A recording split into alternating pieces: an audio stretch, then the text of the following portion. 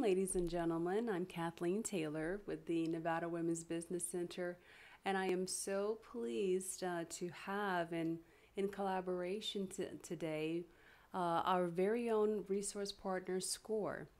And we're going to talk today about strategic planning. I thought it would be a fantastic topic for anyone within their stage of entrepreneur training and development. And it's my pleasure to have a really good colleague of mine here to give us his expertise about strategic planning on behalf of SCORE, Mr. Andy Perla. Hello, everybody. As Kathleen said, I'm with SCORE. One of the things that we do is we help people write business plans. But before you write a business plan, you really need a strategic plan. Whether you're an entrepreneur already in business or even thinking about going in business. And how do you know that you're successful? Productivity is a key measure, which is the revenue generated by the business divided by the resources expended. And the resources are not just capital and costs, but if you're an entrepreneur, the main resource that you have is time. Now, how do you know where to put these resources in order to maximize productivity? The answer is by creating and following a strategic plan, which is a high-level roadmap that starts where the enterprise is today and points to where it will be several years into the future. Along the way, establish key productivity milestones and targets so that you can know whether you're on the right track or not. And I'm going to guide you through four important steps in developing a strategic plan. I think we're going to talk about two today. Yes, we sure later will. On. And even though your strategic plan should cover several years, you should look at it every year or maybe even twice a year to make sure you're on the right track. How do you start out with? You have a vision. You know, what do you want to be in the world? What's your mission for your business or for yourself? And what are the values that are most important to you? And that sets the stage for developing the strategy. And then you need to outline your short-term activities so that you can meet that vision, mission, and strategy. So let me ask you, Andy. So in reference to a strategic plan, what is the difference between a strategic plan and a business plan? A business plan is actually an action plan. The strategic plan is high level. It's sort of like your constitution. You can amend it from time to time, but basically it provides an anchor that you can guide all of your activities. Once you've developed that strategic plan, you start putting in milestones on a yearly basis, and then the business plan actually says, what are you going to do today to operate the business? What are you going to do to generate sales? How are people going to find out about it? And of course, financials. How are you going to measure financials? But, getting back to getting started, the first question is, what business are you in? Right. How are you going to generate revenue? Exactly. And even if it's a nonprofit business, you still need revenue to make it support it. Right. The next question you're going to ask yourself is, once you've determined that this is the business I'm in, what does your enterprise look like? Do I need physical facilities such as a building or a desk, or if I'm going to be an internet business, I need a computer? And that determines the capital investment that's going to be needed. Third question is, what skills and capability are required for me, for you and your staff? In other words, someone has to run the business, and it doesn't just happen by itself. There are people with specific skills. The entrepreneur has a lot of skills, but as the business grows, he has to farm those skills out and bring in the right people. And finally, looking to the future, what's your business going to look like in 5 years, 3 to 5 years? If you're Matsushita Electronics, they have a 250-year business plan, which means they're making decisions today for how their great-grandchildren are going to look at the business. Right. You don't have to go that far out. No, not at all. So what, in reference to some elements that are an integral part of a strategic plan, if you're just starting out, then the process would be use your business plan as the foundation to build your strategic plan out. The other way around. Use the strategic plan to develop your business plan. Okay. Think of strategy versus tactics. Strategy is a long-range goal. You're military. We're going to take that hill. Tactics, I'm going to send out these troops this way and those troops that way, and I'm going to call in airstrikes. Those are all activities that you need to meet that strategy. And the business plan describes the tactics that you're going to use. Okay. And finally, of course, it's going to look at by using these resources, what sort of revenue are you going to bring in? And if you're using a business plan to get financing, the the bank wants to know if they'll get their money back. So that's why it's Right. important to have the business plan. Sure. But it's not a business plan is not standalone. If you don't have any strategy, your business plan doesn't really mean a lot. Yeah, I agree. And in reference to the strategic plan, how does quality, service, and cost come into play in a strategic plan? Well, it gets back to what service or what product that you're offering, and why are people going to come to you versus your competitors? And there are three dimensions of that. One is quality. It has to be suitable for use. Service, it has to be available when the customer wants it or the client, and it has to be at a reasonable cost. Now, in the past, people would say quality, service, cost, pick two. Today, you have to compete on all three dimensions. That doesn't mean you always have to have the best quality. People are willing to pay a higher price for better quality or a lower price because it meets their needs. Same thing with service. If you can guarantee delivery tomorrow, you might get customers that otherwise would go elsewhere. Look at what's happening with the Amazons of the world. They can even deliver product the same day you order it, and that's how they're competing against the big box stores, where you have to go out and get it. So again, what are you offering? And if you're offering a product, it's still a service because that product is available. Yes. And the service itself is a product. They're sort of interchangeable. So when you go out to the world and say, this is what I have to offer, and they find out about it because of your marketing plan, right? And they'll understand why they come to you because you position your product so it can compete in the real world. And getting back to productivity, how do you measure the productivity? For products, what's the share of market you have versus competitors? Yes. And then what did it cost to get that share of market? And then you take the numerator is the sales, and the denominator is the cost of marketing. Exactly. Same thing with sales. If you're operating, your numerator is labor cost. I'm sorry, your numerator is product, and it's units of product divided by the hourly labor cost, and so on. So it's important to measure what you do in terms that people can understand, so that you're not just doing things without getting results and comparing them. And I would also like for you to share with our viewers, in addition to quality, service, and cost, could you talk about how capacity influences the development of a business's strategic plan?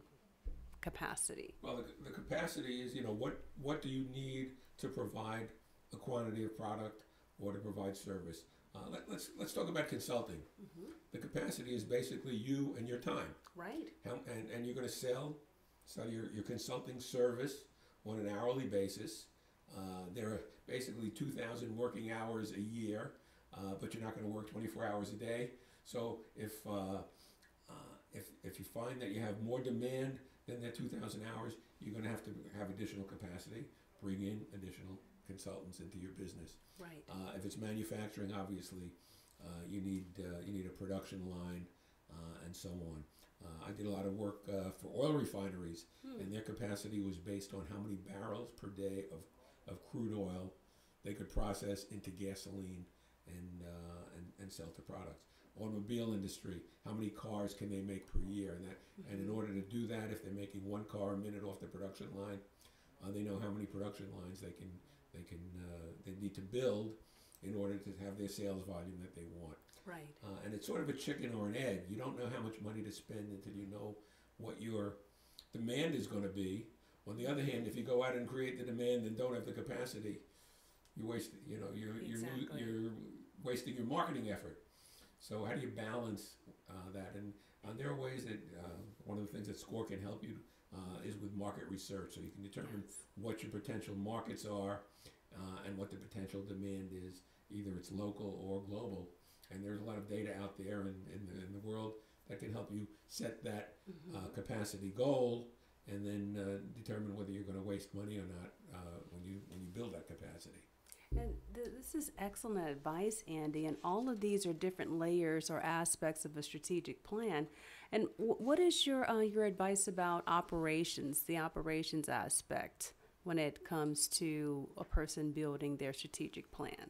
Well, you have to be efficient. You have to manage your costs. If you're in a competitive environment, you need to figure out how to make the product that you're making cheaper, for less cost to you, although you may be able to sell it at a higher cost. You also have to manage your supply chain. Where are you going to get your raw materials from? And then you're going to convert them into valuable product, and then you're going to distribute them. So the whole end from supplier of your suppliers to customer of your customers. If you're selling to a supermarket, that's your immediate customer, but you also have to satisfy the final customer, the consumer. So managing that supply chain is critical. And again, it's all a matter of understanding where your costs are being generated, and also where time. If you have inventory, someone once told me inventory is transportation at zero velocity. And if you've ever sat on an airplane waiting for clearance to take off, you know what transportation at zero velocity is like. Yes. So having inventory to meet the customer demand. If the demand isn't there, it's just sitting in your warehouse and costing you money to have it there.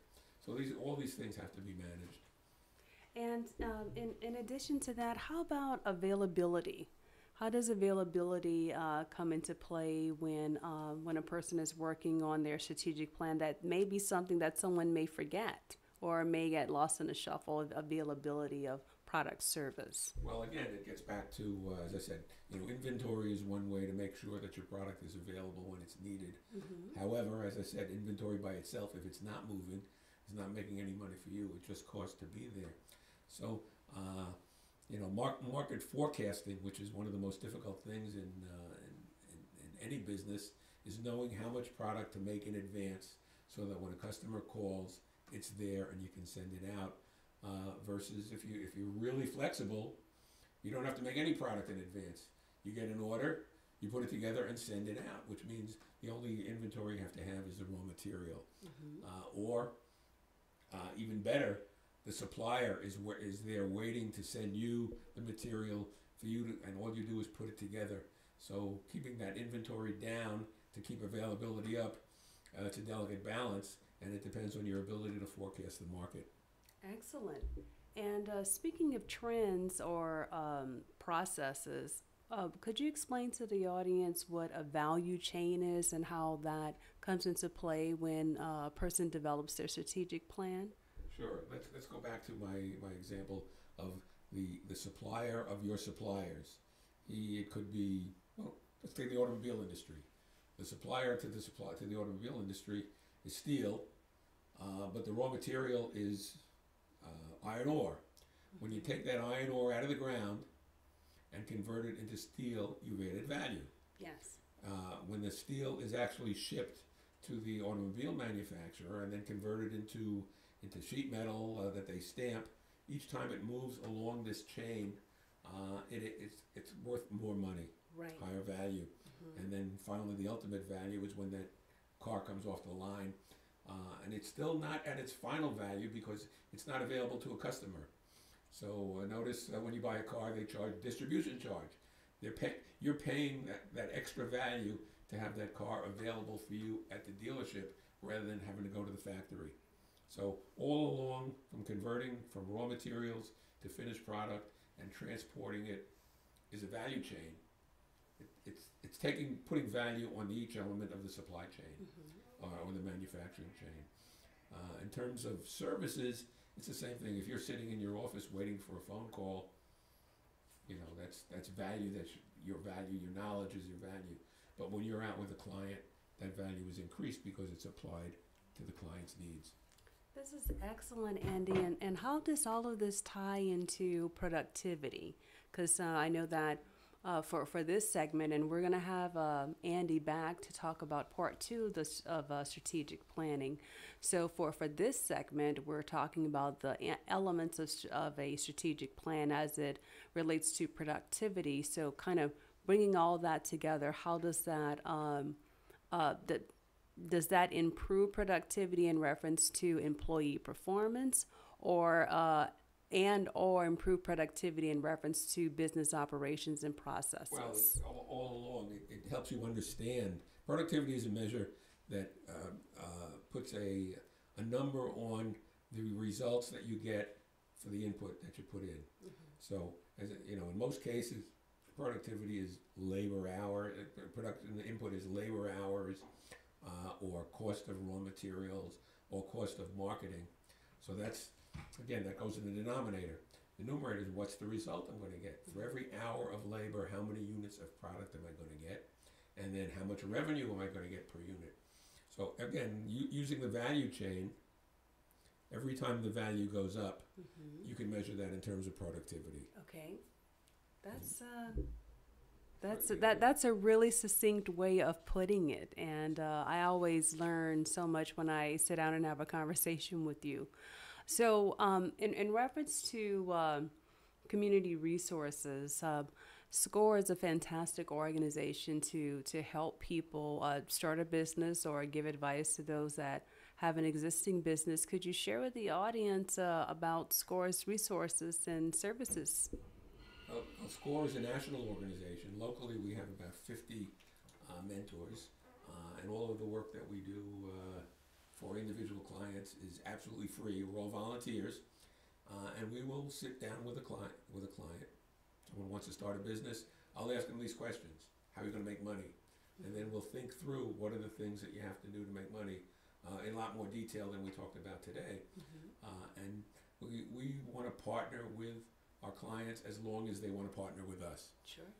We also offer workshops, public workshops, that we have a nominal fee on various aspects. There happens to be one on strategic planning, by the way. But there's one on writing a business plan. Yes. There's one on funding your business. There's Ask a Lawyer if you have legal questions, where we bring in legal experts that will answer questions about the legal entities that you have to be involved with. So basically, we want to help. You can find us. Our local chapter is scorelv.org. The national chapter is score.org.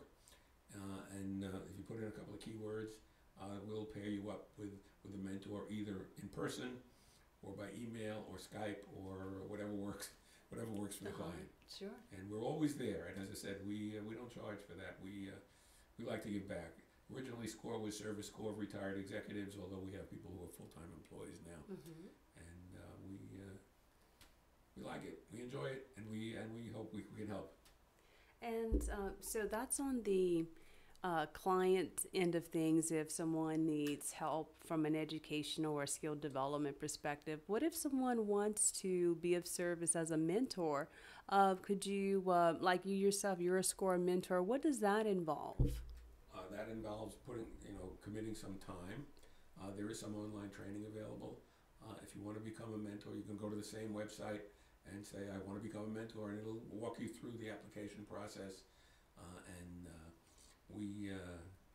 think we've just increased from about 38 to 50 in the last year. Oh, fantastic. So we'll actually pair you up, and you'll do co-mentoring with clients and learn the language of SCORE.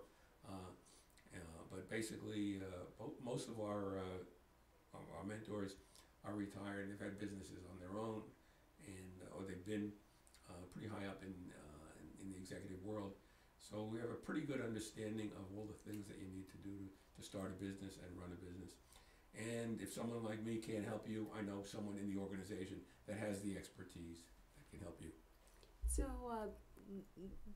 kind of looking at it from your story perspective, Andy, what was your motivation to become a SCORE mentor? What is your background, and how did that motivate you to be at this place? Well, I started in life as a chemical engineer.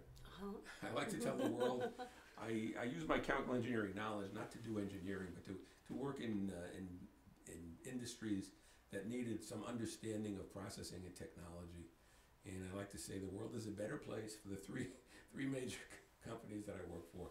I work for Maxwell House Coffee, making instant coffee for the world, which is a technical process. Yes. I work for M&M Mars, making candy for the world, which is another technical process. Absolutely. And I work for Helene Curtis, making personal care products, shampoo. And all of these, you know, if you go into any of these plants, it's a factory that uses engineering processes. And the world is a better place. Imagine it without coffee, candy, or deodorant. But when I finally left industry and became a consultant, my clients were all major chemical type industries, oil and gas refineries and chemical companies and pharmaceutical companies. And then when I retired from that, I said, you know, I got to get out of the house and keep busy. So I found, my wife said that. I found SCORE fairly easily, and I'm doing for a lot of mom and pop businesses what I used to do for large companies, helping planning and strategic planning. And you know, as I said, my expertise is in manufacturing, but I can help more in the planning process and supply chain management, since there isn't a lot of manufacturing in Vegas. Right, exactly.